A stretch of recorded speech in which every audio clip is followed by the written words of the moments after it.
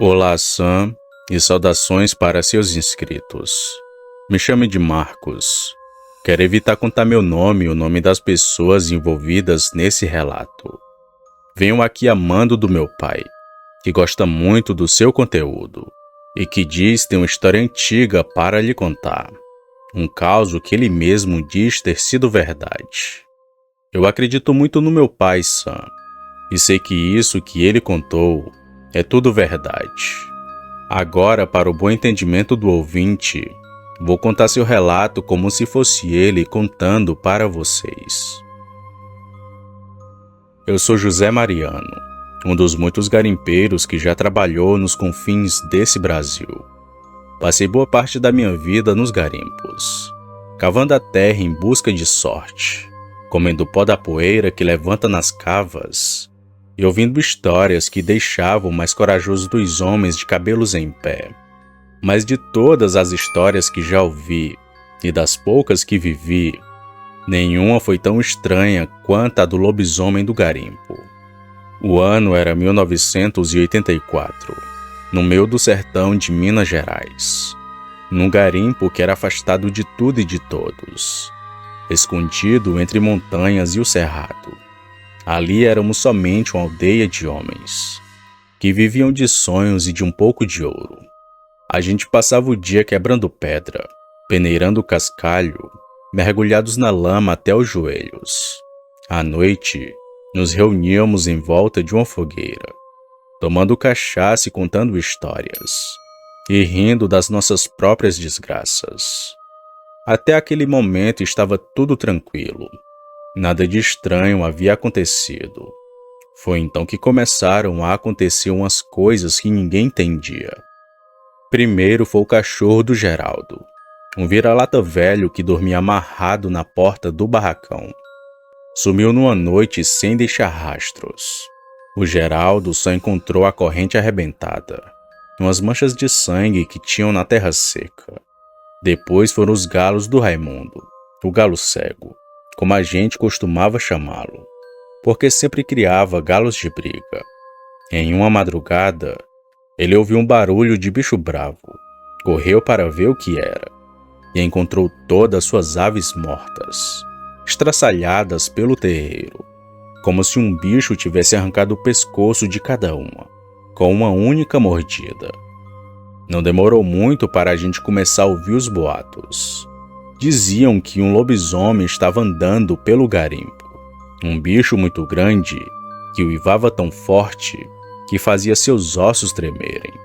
A gente ria, claro, era só história de gente cansada, querendo assustar uns aos outros. Mas logo os risos começaram a morrer, já que os ataques não estavam parando. Numa noite de lua cheia, eu estava no barraco do Silvério, um caboclo velho, de fala mansa e olhar desconfiado.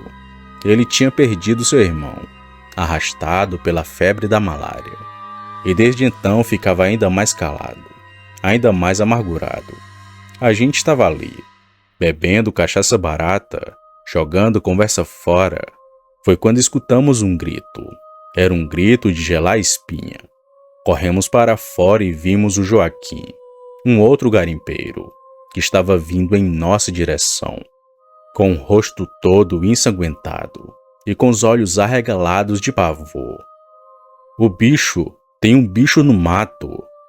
Ele gritava apontando para a trilha que levava no rio.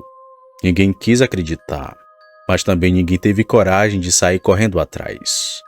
Naquela noite, não houve mais sono. Ficamos todos trancados nos barracões, segurando facões, pedaços de madeira e até mesmo uma arma velha, que alguém guardava para o caso de briga de terras. Os uivos ecoaram pela madrugada inteira, e quando o sol enfim raiou, todos foram investigar, e encontramos algumas pegadas que eram bem grandes, maiores do que qualquer cachorro ou onça que já tenha visto na vida.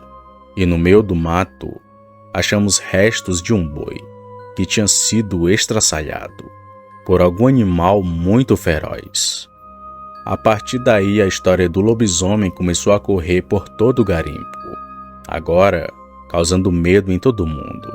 Ninguém mais brincava com toda a situação.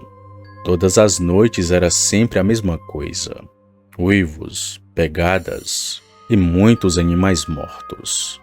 Alguns começaram a dizer que era algum tipo de maldição, que alguém tinha feito um pacto com o demônio. Outros, que era só um animal do mato, uma onça muito grande ou até mesmo um lobo-guará. Mas ninguém se arriscava a sair sozinho quando a noite caía. Foi aí que o velho Silvério, sempre o mais calado de todos, resolveu contar a verdade. Esse lobisomem aí não é de Deus não, nem do demônio também não. Esse bicho era gente, disse ele numa noite, com a voz rouca de cachaça. Todos nós rimos. Era gente? Como assim, Silvério? Alguém perguntou. Era gente sim, e ainda é. Conheço ele de outras bandas, de outros garimpos. Sempre que o ouro começa a rarear, ele aparece.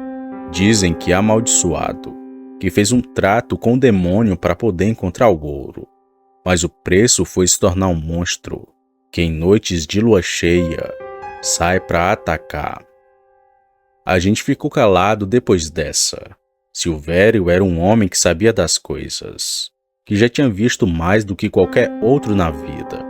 Mesmo assim, custava para acreditar que um homem pudesse virar num bicho daqueles.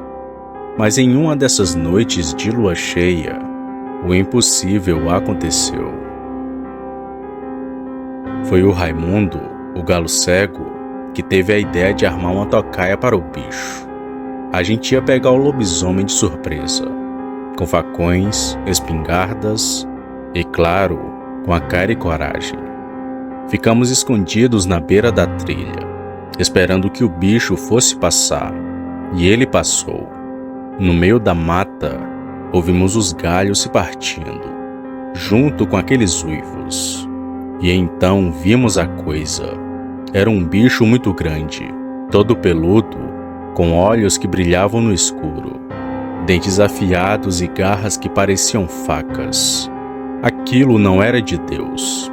Parecia com a mistura de bode, porco, cavalo, um homem. Era um ser completamente demoníaco. Até que alguém atirou, e juro que o vi cambalear. Mas o bicho não caiu. Ele veio na nossa direção e avançou muito rápido sobre nós. Foi um corre-corre danado, mas cada um se jogando para o lado que podia. Eu corri como nunca tinha corrido na vida, mas o Raimundo ficou. Vi ele parado, segurando apenas um facão na mão, e estava encarando o bicho. O lobisomem avançou sobre ele, e o Raimundo, com um golpe certeiro, acertou o braço daquela criatura. A coisa uivou de dor, e então fugiu pelo mato, deixando para trás apenas um rastro de sangue. No dia seguinte, o Silvério estava muito estranho, mais calado do que o de costume. Ele quase não falava, e não estava falando nada naquela manhã. E eu notei um corte profundo no braço dele, da onde escorria um pouco de sangue, que até manchava em sua blusa. Que foi isso, Silvério? Perguntei para ele, mas Silvério só me olhou de lado, com aquele olhar desconfiado, e respondeu baixinho: foi nada, só arranhão no mato. Depois daquele dia, nunca mais vimos nem o bicho, muito menos o Silvério. O garimpo foi ficando vazio, e os homens foram embora, cada um em busca de outros lugares, de outras sortes. Mas eu nunca esqueci do corte no braço do Silvério, nem dos uivos que ecoavam por aquela mata. E até hoje, eu me pergunto se o velho Silvério ainda anda por aí, ou se ele se transformou de vez naquele lobisomem, pois tenho certeza que ele era uma daquelas criaturas, já que me veio a dúvida depois de muitos ataques. Eram duas criaturas que apareciam no garimpo. Uma dessas era Silvério, mas quem seria a outra criatura? Seria seu irmão que havia morrido anos antes? Bom, isso eu não sei. continua o mistério no ar. Boa noite.